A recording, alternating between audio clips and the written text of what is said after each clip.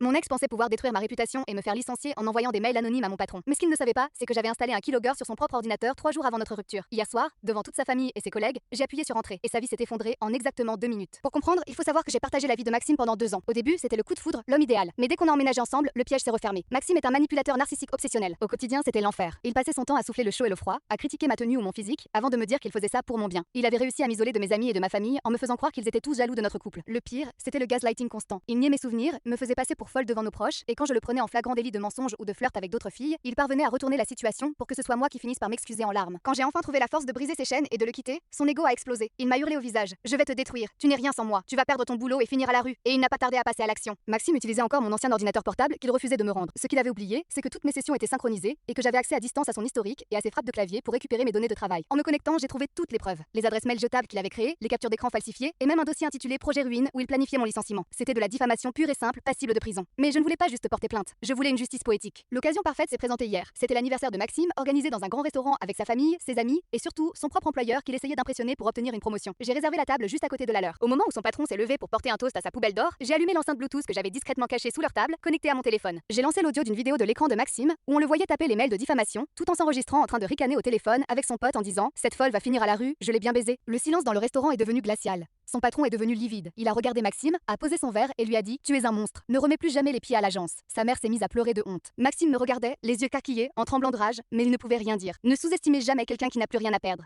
Justice est faite.